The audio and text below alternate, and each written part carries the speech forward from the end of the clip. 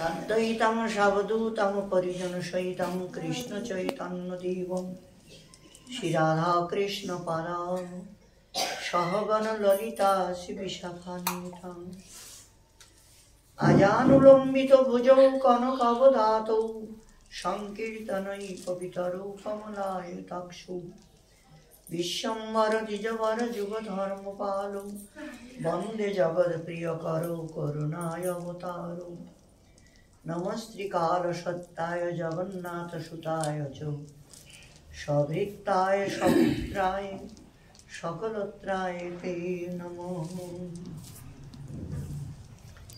हा कृष्ण करुणा सिंधु दीनबंधो जगतपति गोपेश गोपिकान्त राधाकान्त नमोस्तुते।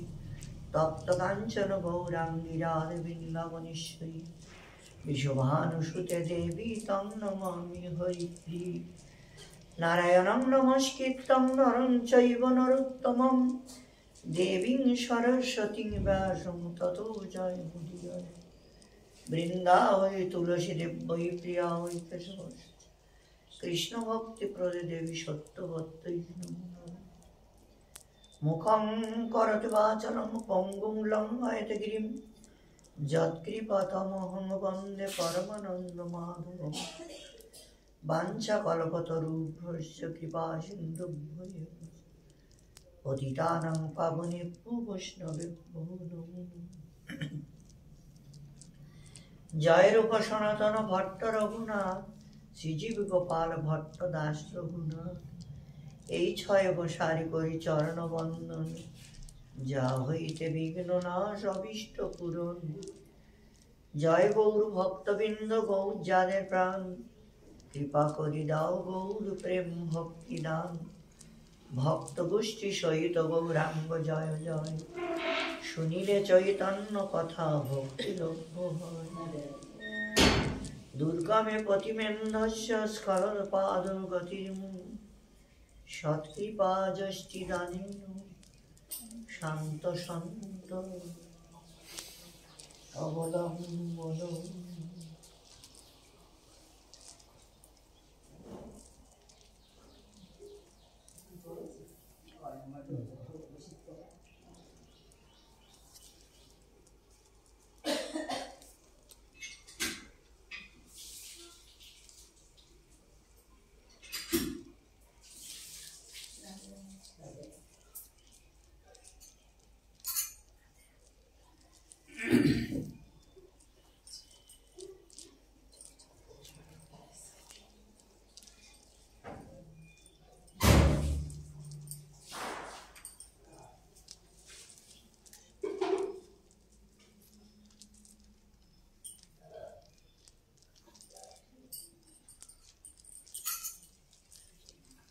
রাধে রাধে রাধে রাধে।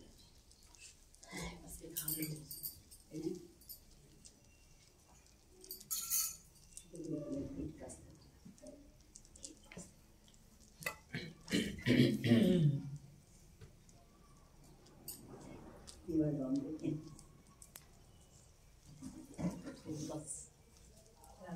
খালি হয়ে যাবে গেছি না আস্তে আস্তে খালি হয়ে যাবে। এই আগের আগের কয়েকজন পর্যন্ত বেশি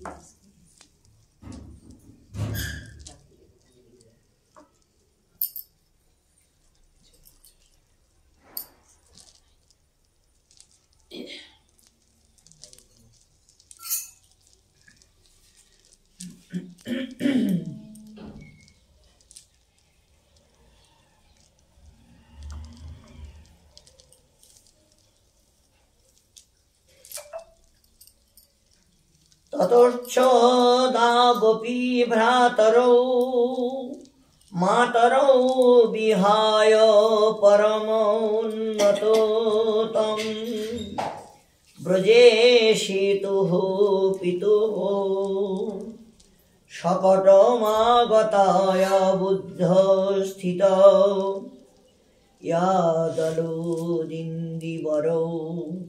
सुन्दरत्या ताशायली कालिन्दिं প্রাণী বৃন্দ প্রেণী বৃন্দাবনমপি ফুল্লদৃশা দদৃশতু।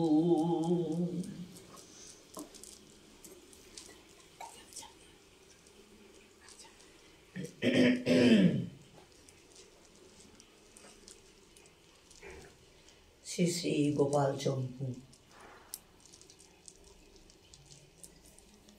শ্রীমান মহাপ্রভুর কৃপাপাত্র শ্রী জীব গোস্বামী চরণ, তিনি আস্বাদন করাচ্ছেন ব্রজবাসীরা যমুনার কিনারে পৌঁছেছে। সেখানে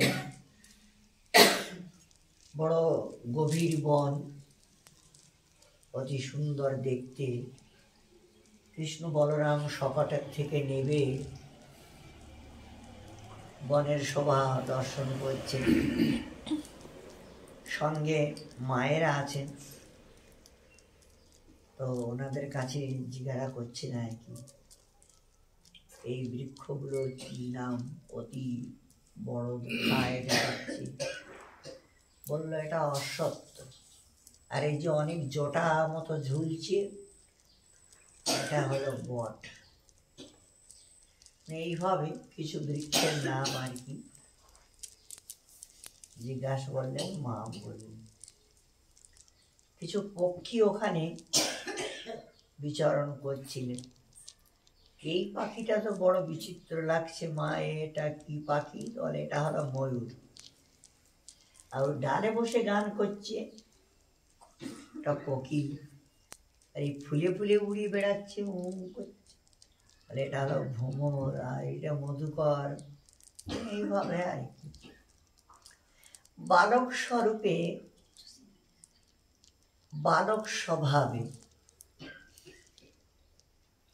সবাইকে নিয়ে আনন্দ আস্বাদন করছেন। ঠাকুর বড় বিচিত্র হয়, সবকিছু জানার সত্ত্বেও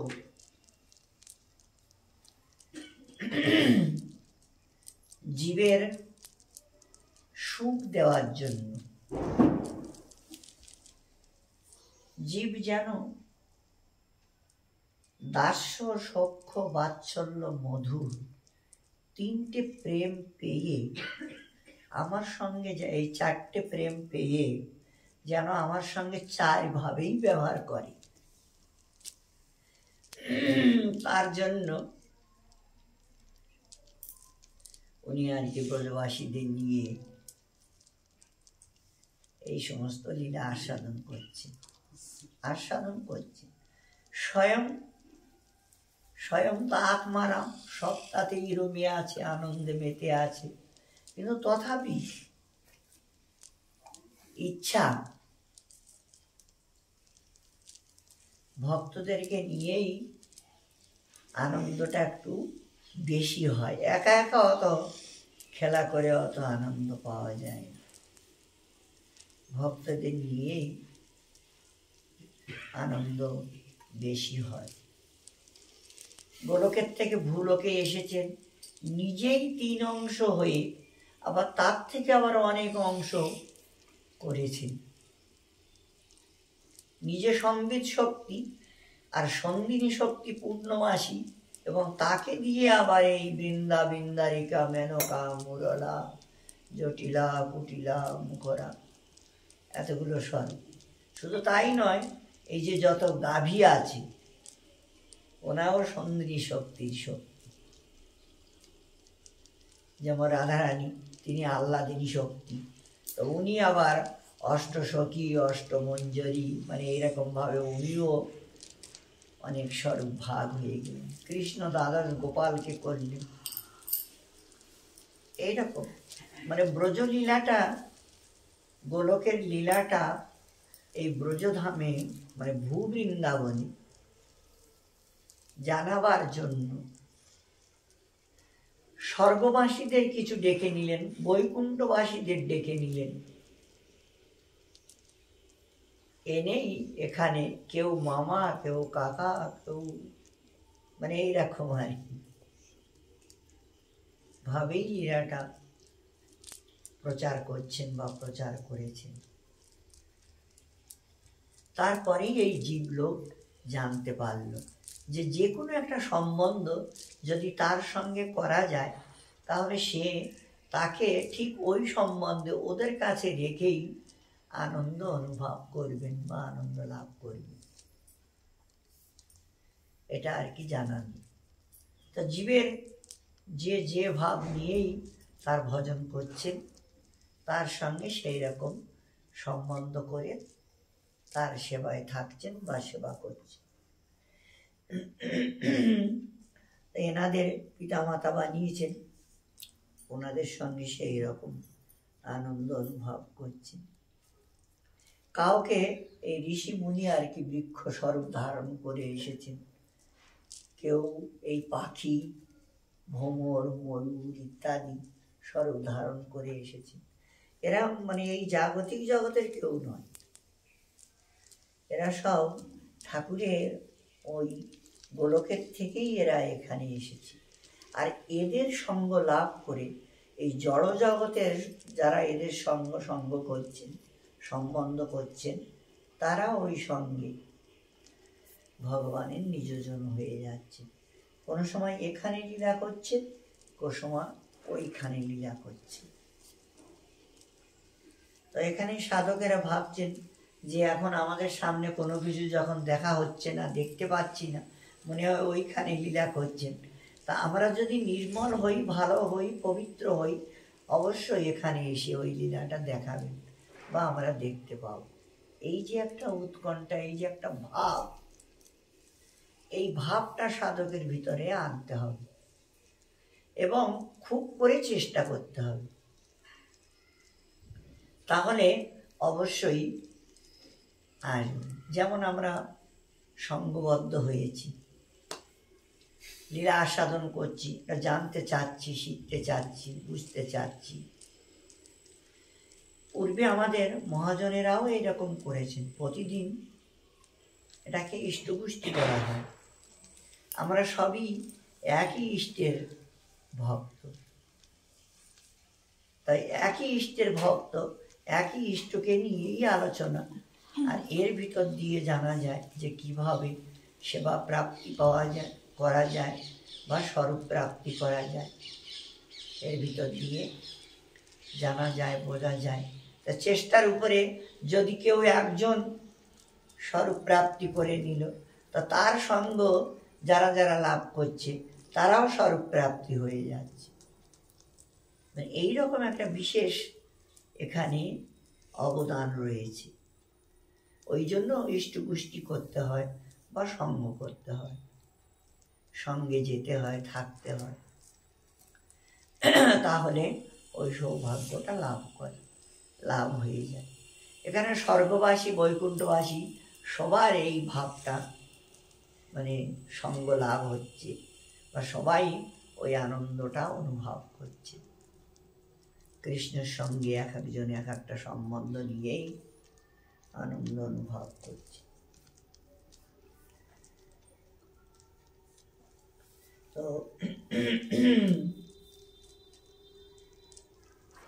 তারপর দুই ভাই যশোদা এবং রোহিণীকে পরিত্যাগ করিয়া পরম উন্নতম, সেই উন্নতম ব্রজরাজ পিতার শকটে আগমন করিলেন।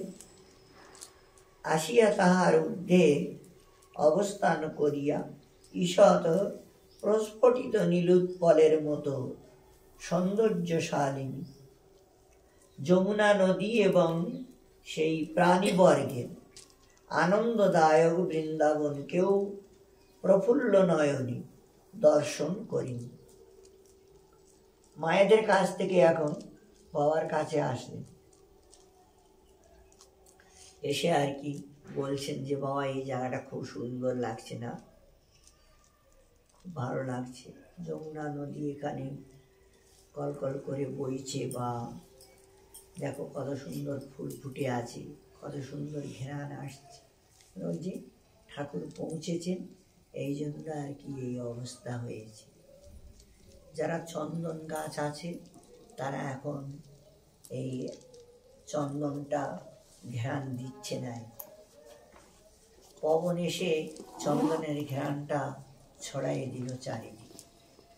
ফুল হঠাৎ ফুল ফুটেছে, ঠাকুর এসেছেন, তো তাকে স্বাগত, তাকে আনন্দ দান করার জন্য। কিছু ফল হয়তো 1 সপ্তাহ পরে পাকবে, এখন হঠাৎ ঠাকুর এসেছে, হঠাৎ পেকে গেছে। তাদের ব্রজবাসী সবাইকে নিয়ে এসেছেন তাদেরকে খাওয়ার জন্য। এইরকম এগুলো ওই যে চিন্ময় ধামের কতগুলো জিনিস এমন ধরনের বৈচিত্র্য আছে, সেগুলো জাগতিক জগতের সঙ্গে মিলাতে নেই, আর মিলালে হবে না। যেখানে ঠাকুরজি যাবেন থাকবেন, সেখানে সব কিছুই এই অবস্থা হয়ে যায়। এমনকি শরীরে যে সমস্ত গয়নাগুলো আছে তারাও কথা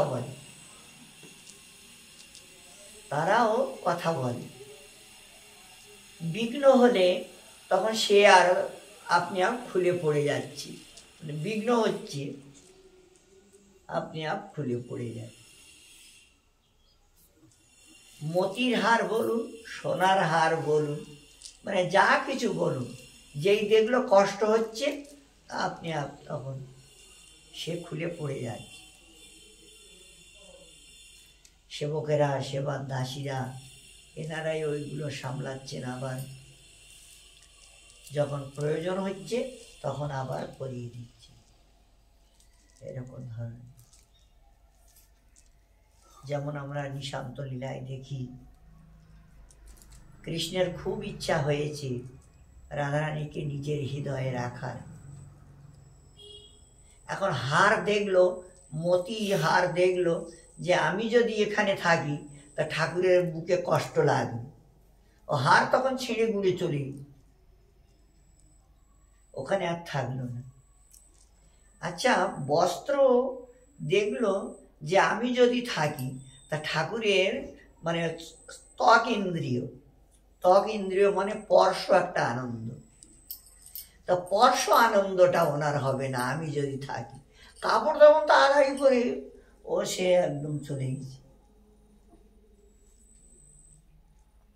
এরকম ঠাকুরের মন বুঝে সেবা করছে। তো বড় বিচিত্র। ফুলের হার ছিল, ফুলের হার ছিঁড়ে গুড়ে চলে গেছে। এরকম ধরনের পদে আছে, চলে গেছে। মঞ্জরীরা এসে যখন যুগলের জাগাবার জন্য আসেন, এসে এই দৃশ্যটা দেখে বলে এটা কিরকম হলো, কি হলো, এই ভাবছে। তো ভাবতে ভাবতে দেখে যে ও যুগলের সুখ দিতে যেয়ে এদের এখন এই ছিন্ন ভিন্ন অবস্থা হয়েছে। যুগলকে সুখ দিতে গিয়ে এদের এখন এই অবস্থা। তখন তাড়াতাড়ি করে মতিটতিগুলো আরো ফুলগুলো উঠাইয়ে কোনো বৃক্ষের তলে দিয়ে যায়, মতিগুলো নিয়ে কাপড়ের অঞ্চলে বেঁধে রাখে, ঘরে যেয়ে আবার গেঁথে পরাবেন বা ঠাকুরের জন্য পাঠাবেন, এরকম ধরনের।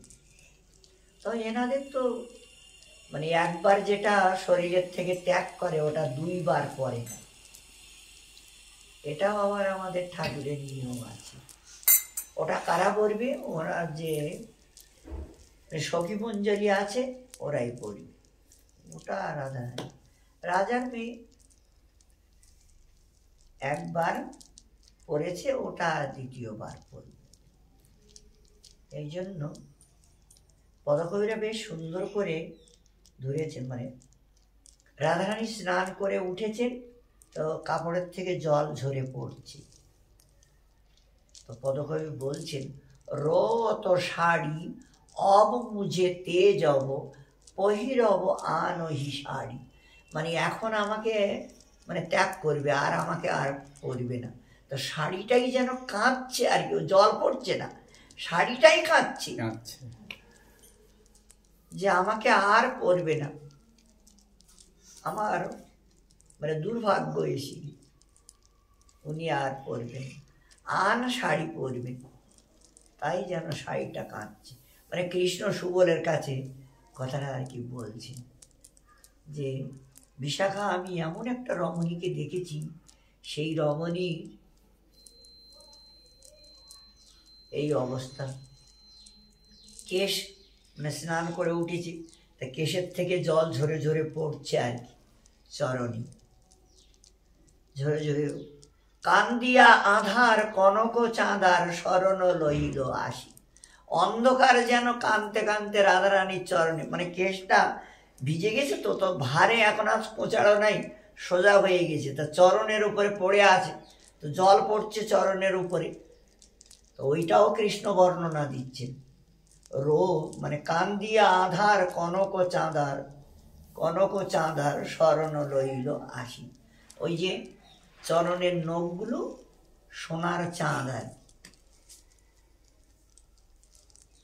তো সেই চরণের নখ, যে নখ তুমি এখানে চন্দ্রস্বরূপে শরণ নিয়েছ, আমাদেরকে একটু থাকার জায়গা দেও, যেন কেঁদে কেঁদে প্রার্থনা। মানে এগুলো ভাব আস্বাদন, ভাব অনুসারে আস্বাদনা।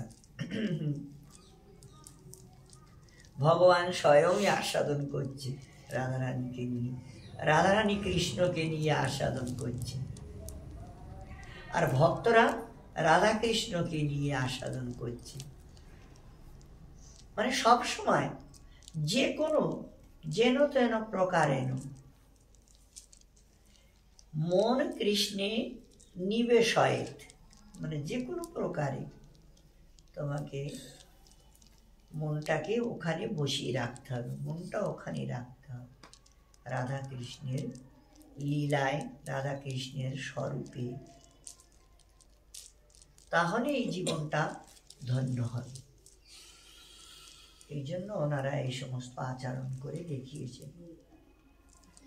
যাই হোক, কৃষ্ণ এখন বাবার কাছে যেয়ে বলছেন যে বাবা, এই জায়গাটায় থাকলে ভালো না, এই জায়গাটা খুব ভালো, দেখো আনন্দদায়ক, এই এখানকার যারা বিচরণ করছে তাদেরকেও দেখতে খুব ভালো লাগছে,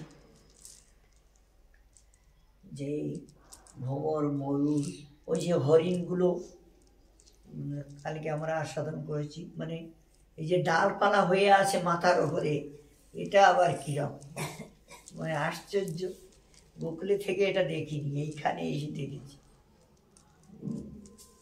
তো ওই হরিণীর মতোই দেখতে, কিন্তু ওদের অনেক ডালপালা থাকে। নীলগাই এটা একটা আলাদা, মানে মোষের মতো কিছুটা দেখতে ওরকম খুব, ওদের আবার একটা সিংহ। হরিণ দুটো তিনটে সিংহে দুটো তিনটে ডাল থাকে, কিন্তু এই যে জীবটা এদের 7-8টা ডাল থাকে, মানে এরাও আবার একটু আলাদা। তো ওইগুলো দেখেই আর কি বাবার কাছে বলছেন যে বাবা, এইখানে থাকলে কিরকম হয়, এখানটা ভালো না বলছে। তখন ব্রজরাজ শ্রী ব্রজেশ্বরাদয়স্তু পরম পরমোচু অহো রূপমিহ পারিণাবন্যা সম্বন্ধি অন্যাহ ভাষ্যাদ কন্যায়া যা খোলু প্রতিবিম্ব সম্বলনয়া বৃন্দাবনন্তম অনন্ত বরহন্তি বিচিত্র চিত্র পটবদাচরতি অহো মাধুরীনাং সাধুরী তীরস্য চ বৃন্দাবনস্য তৎ খলু নীলাভং শীত পীতলোহিত প্রসূনানিভির্নিঃসরো দাসর বিদ্যত মানবিদ্যুৎকা অতিরোহিত রোহিতঃ নিরদবদাভ্যাসমানং দুরতয়প্যমৃত মূর মর্পয়তি যস্য চাষ্ট ত্রিপিষ্ট পপদ ষট পদ পদতয়া ব্যক্ত দৌর্লভ্যং সমাকর্ষি সৌরভ্যং ঘ্রাণাভ্যাগতানাং দূরমারভ্য প্রত্যয় উদ্গম ই সভাজ কৌশভ্য বৃন্দামিব লভ্যতে যস্য চ বিচিত্রপত্রী কৃত্রিম কল কলিল কাল লিশঙ্কুল কোলাহল কুলমাকর্ষণ মন্ত্র ইবার্তগ্রহণং নিবাপি সংকর্ণং আহাজন্নু নিজাশ্রয় অভ্যানুমোকার্ষতি।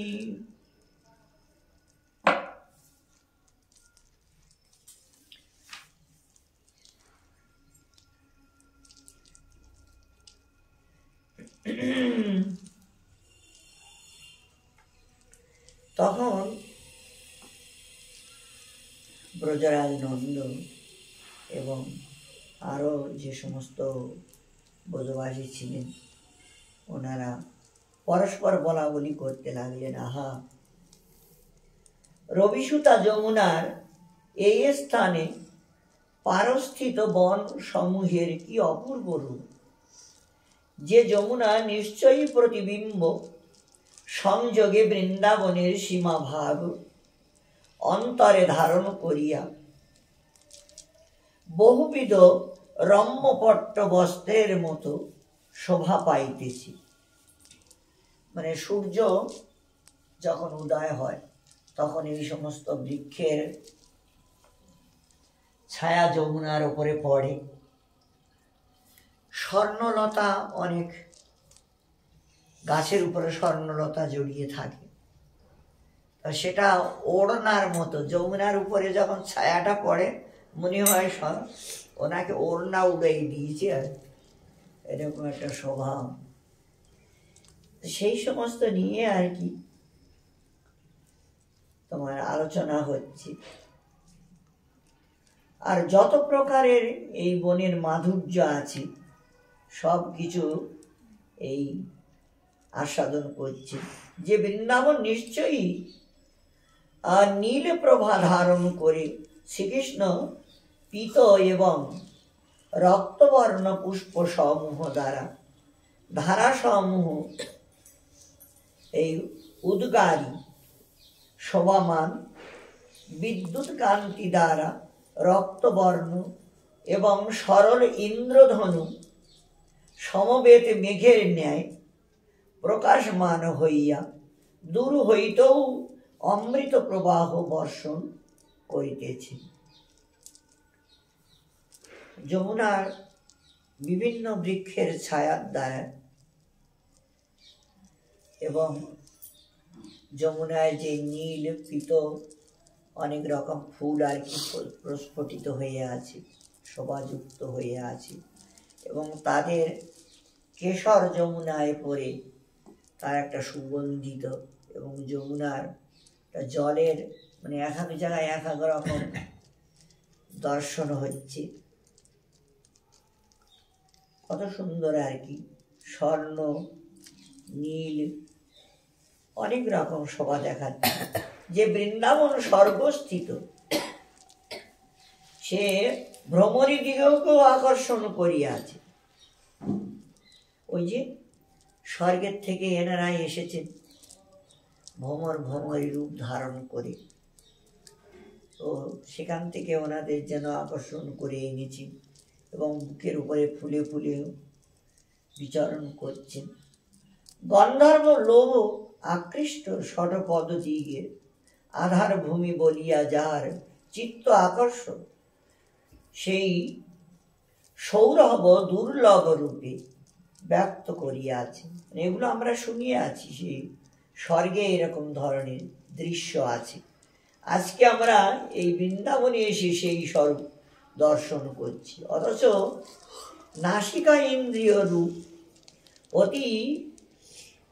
অতিথিগণ যে দূর হইতে আরম্ভ করিয়া প্রত্যুত গমন করিয়া সম্মানকারী সভ্যগণের মতো জ্ঞাত হইয়া থাকে, অর্থাৎ সামাজিক সভ্য গৃহে যেমন দূর হইতেই অতিথিকে গৃহে আনিয়া সৎকার করে, অথবা অতিথিগণ দূর হইতেও তাদৃশ গৃহের কীর্তি শ্রবণ করিয়া গমন পূর্বক সৎকৃত হয়, সেই রূপ এই বৃন্দাবনে অন্যত্র দুর্লভ পুষ্পগন্ধ সুদূরহ স্বর্গস্থিত ভ্রমরগণকেরও আকৃষ্ট করিয়া থাকে।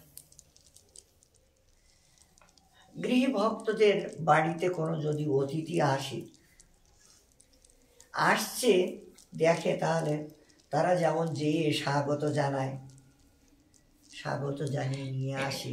আর এই স্বাগত জানানো ব্যক্তি গৃহী দেখে তাদেরও মনটা যেমন প্রফুল্লিত হয়, আজ আমরা এখানে আগমন করে সেই ধরনের কিছু অনুভব করছি, সেই ধরনের আনন্দ অনুভব করছি। সত্যিকারে এখানে এসেই খুব আনন্দ লাগছে, খুব ভালো লাগছে যে বৃন্দাবনের বিচিত্র বিহঙ্গম দিকে এই কৃত্রিম মধুর ধ্বনি মিশ্রিত বা কাকলি ব্যাপ্ত মহা কোলাহল ধ্বনি সমূহ আকর্ষণ মন্ত্রের মতো সবার চিত্তটাকে আকর্ষণ করছি। অর্থবোধ গ্রহণ ব্যতিরেকেও এই সকর্ণ শরীরধারী জীবকে আপনার আশ্রয় স্বরূপ শ্রীকৃষ্ণের নিকটে আকর্ষণ করিয়া থাকে। এইরকম ধরনের অদ্ভুত কৃষ্ণ চঞ্চল ব্যক্তি তার মনটাকেও জয় করে নিয়েছে এরা।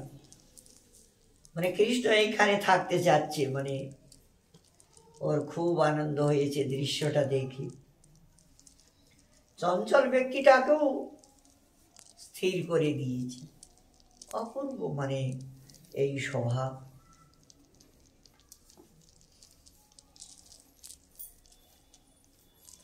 তদেবং পশ্যতঃ ছিন্নতরোপি সতৃষ্ণয় রামকৃষ্ণয়োর্গোপাঃ গাপ পারয়িতুং ব্যাপারং কারয়মাশু।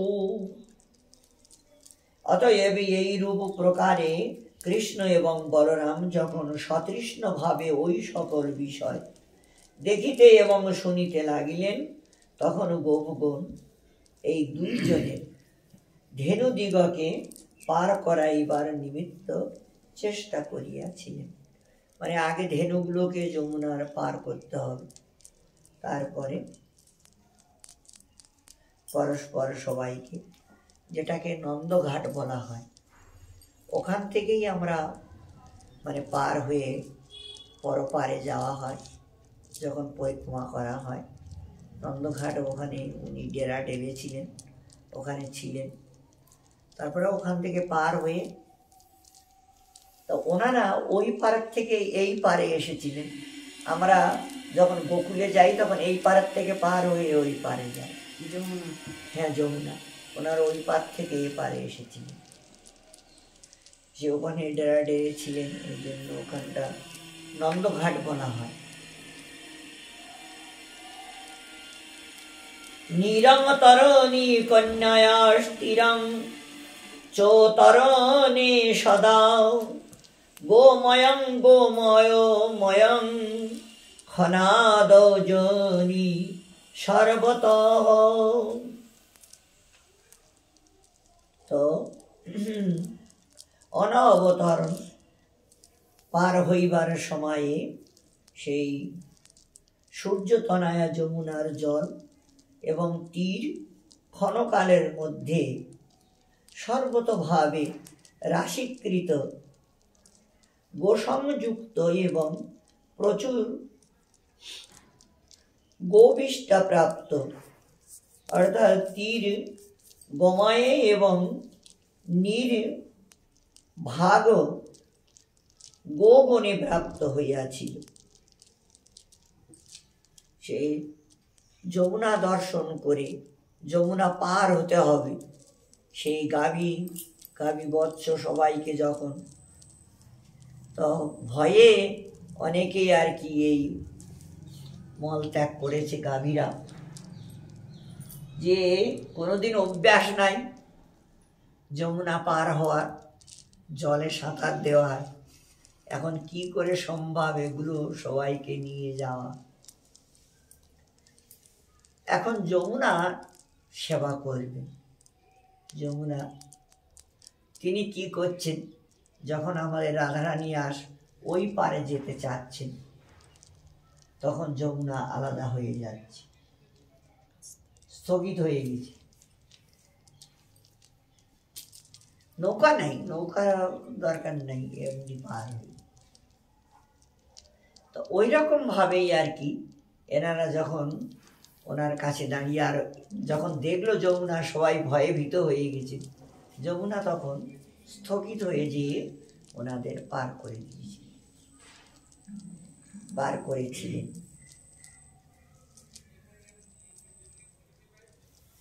তীর্ণাশু গোষু তথা কীর্ণ রথ আদবর্তিন্যাসু পরিজন পরিচ্ছদ সহিতাসু গোপ আহবনীতাসু কাশ কুশ সর বংশ বরৈ রলঙ্কমীন নির্মিত পরস্পর অলব্ধ অল্প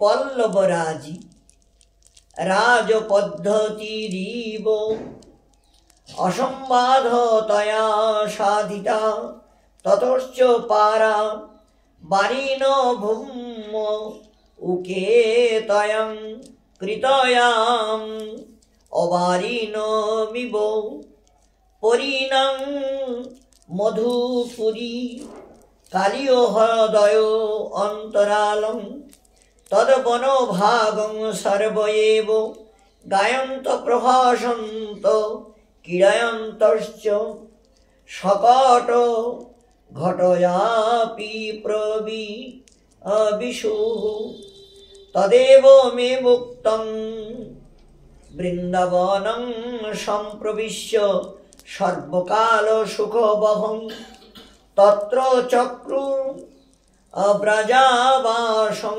সকটৈ রব্ধ চন্দ্রবত। ধেনু সকল উত্তীর্ণ হইলে পরিজন ও পরিচ্ছেদের সহিত গোপাঙ্গনাগণ বস্ত্র আচ্ছাদিত ক্ষুদ্র ক্ষুদ্র সকট হইতে অবতীর্ণ হইলে পর কুশ কাশ বংশ ও স্বরবৃক্ষ সমূহ দ্বারা কর্মকুশল লোকের কৌশল বিনির্মিত পরস্পর বদ্ধ সেতু, এই স্বরূপ অর্থাৎ জোড়া জোড়া ডোঙ্গাগুলি যেন রাজপথের মতো নিরাপদে সাধিত হইয়াছিল। ওনারা তখন আবার কি করলেন, সেই এনাদেরকে পার করার জন্য তোমার কুশ বৃক্ষ এই সমস্তগুলো জলে ফেলেছি উপর দিয়ে পার হওয়ার জন্য। ডোঙ্গা যেমন কলার ভেলা, কলা গাছ ডোবে না, ওটা ভাসে, ভেলার মতন করে দেওয়া হলো, তার উপর দিয়ে সবাইকে পার করে নেওয়ার জন্য। সেইভাবে তাহারা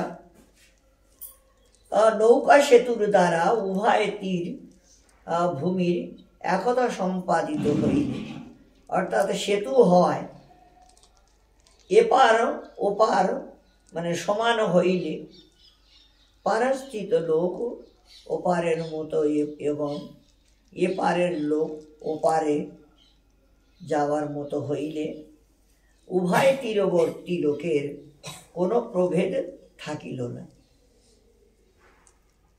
এক পারের মধুপুরী ভূমি এবং অন্য পারের কালীয় হ্রদ, এই উভয় অন্তরালবর্তী স্থান সমস্ত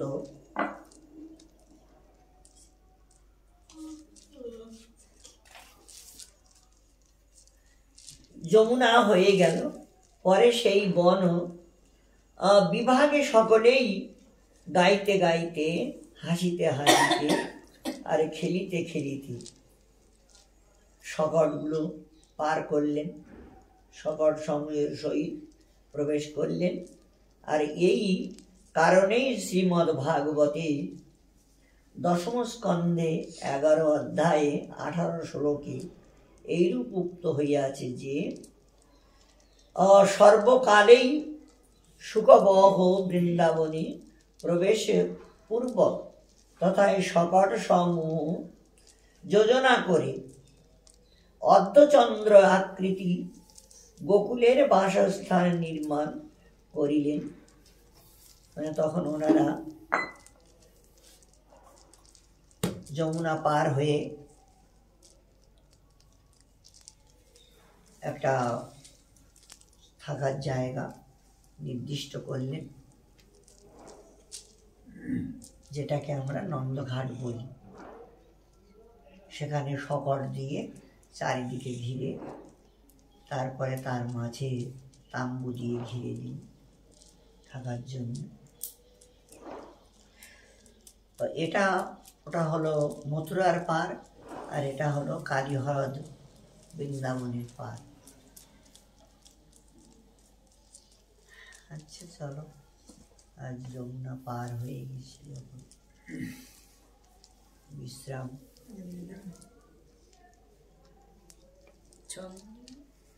আগামীকাল আবার আমরা আস্বাদন করব।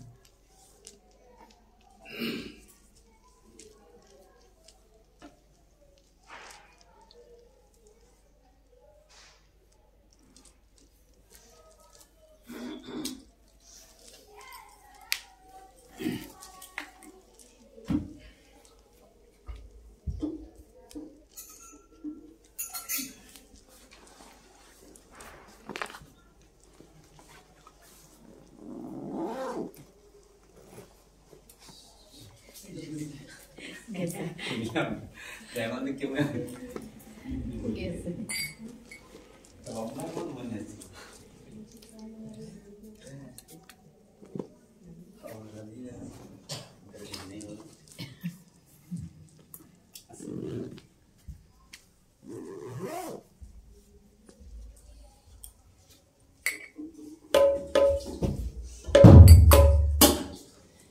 जय जय राधे